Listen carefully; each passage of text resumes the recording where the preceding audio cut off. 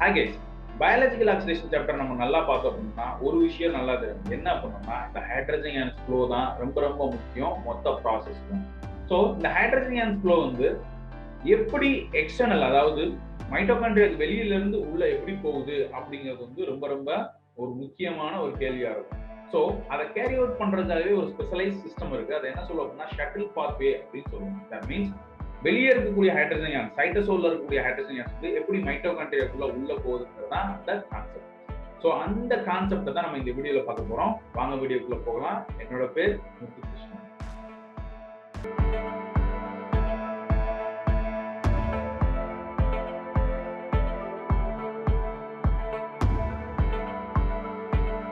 So நான் ஏற்கனவே சொன்ன மாதிரி பயாலஜிக்கல் ஆக்சிடேஷன்ல வந்து நம்ம இதுவரை இந்த கண்டென்ட்ஸ் எல்லாமே பார்ப்போம். இன்ட்ரோடக்ஷன், என்சைம்ஸ், ஆக்சிடேஷன் பாஸ்போரிலேஷன் என்னது, ஆக்சிடேஷன் ரிடக்ஷன் என்னது, அதுல இன்வால்வ் ஆகக்கூடிய என்சைம்ஸ் என்னென்ன, இடிசினா என்ன, அதோட காம்பனன்ட்ஸ் எல்லாமே பார்ப்போம்.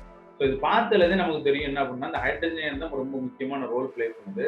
அதுதான் வந்து என்ன ஆகுது, ஏடிபி சிந்தசிஸ்க்கு ரெஸ்பான்சிபிள் அப்படிங்கிறத பார்ப்போம். ஸோ இப்போ அந்த ஹைட்ரஜன் அயான்ஸ் மைட்டோகாண்ட்ரியாக்கு வெளியில இருந்து, அதாவது சைட்டோசோல்ல இருந்து எப்படி மைட்டோகாண்ட்ரியாக்கு பாஸ் ஆகுது அப்படிங்கிற கான்செப்ட் தான் அதில் பார்க்க போறோம். ஸோ அதுக்கு ரொம்ப முக்கியமான சிஸ்டம் என்ன அப்படின்னா ஷட்டில் பாத்வே அப்படின்னு சொல்லக்கூடிய இந்த ஷட்டில் பாத்வே தான் வந்து பாத்தீங்க அப்படின்னா சைட்டோசோல்ல இருந்து ஹைட்ரஜன் அயான்ஸ் வந்து என்ன பண்ணும், உள்ள மைட்டோகாண்ட்ரியாக்கு கொண்டு போற வேலையை செய்யுது. அது என்னென்ன அப்படிங்கிறத பார்க்கலாம். ஸோ அது போறதுக்கு முன்னாடி பாத்தீங்க அப்படின்னா அதுல 3 விதமான ஷட்டில்ஸ் இருக்கு. First one is glycerol phosphate cycle, ரெண்டாவது வந்து மாலைட் ஆஸ்பரேட் ஷட்டில், மூணாவது வந்து என்ன அப்படின்னா கிரியாட்டினின் பாஸ்பேட் ஷட்டில். ஸோ நம்ம ஒவ்வொன்றா பார்க்கலாம்.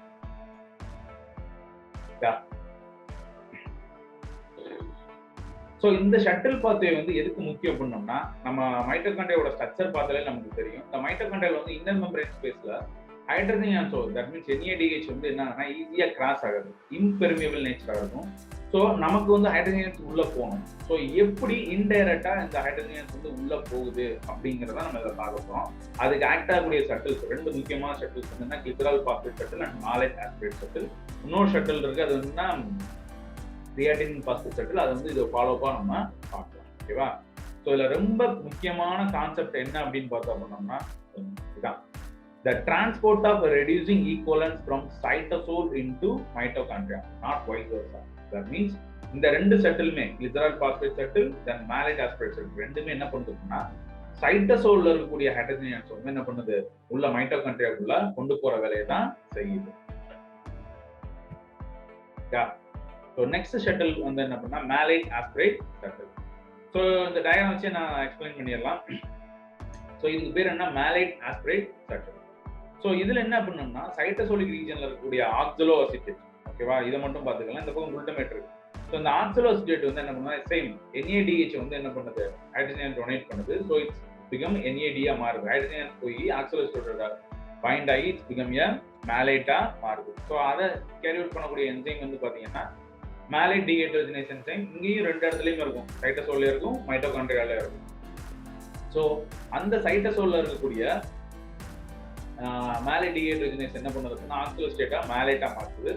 இந்த மேலைட் வந்து என்ன ஆயிருது, மைட்டோகாண்ட்ரியாக்குள்ள வந்து என்டர் ஆயிருது. என்டர் ஆனதுக்கு அப்புறமா same it's going to donate the hydrogen ions. அந்த எடுத்து இந்த ஹைட்ரஜன் அயான்ஸை திருப்பி NADH மைட்டோகாண்ட்ரியாக்குள்ள இருக்கக்கூடிய NADH டொனேட் பண்ணுது. ஸோ NAD வந்து ஹைட்ரஜனை கெயின் பண்ணி இட்ஸ் பிகம் NADH மாறுது.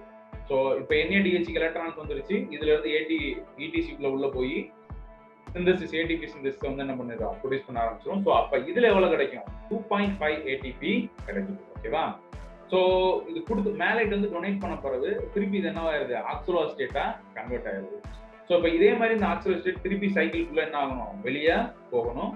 ஸோ அதுக்கு என்ன ப்ராசஸ் நடக்குது அப்படின்னா டிரான்சமினேஷன் ப்ராசஸ். இந்த மைட்டோகாண்ட்ரியால இருக்கக்கூடிய பேரலா இன்னொரு இது இருக்கும், குளுட்டமேட். இது 2 என்ன ஆகுது அப்படின்னா டிரான்சமினேஷன் ப்ராசஸ்ல இன்வால்வ் ஆகி ஆஸ்பிரேட்டாவும் ஆல்பா கீண்டோகுளுட்டரேட்டாவும் என்ன ஆகுது, கன்வெர்ட் ஆகுது. எங்க மைட்டோகாண்ட்ரியாக்குள்ள இந்த ஆக்சலோ அசிட்டேட்டும் குளுட்டமேட்டும் டிரான்சமினேஷன், அமினோ டிரான்ஸ்பரேஸ் மூலமா டிரான்சமினேஷன் நடந்து இட்ஸ் பிகம் ஆஸ்பிரேட்.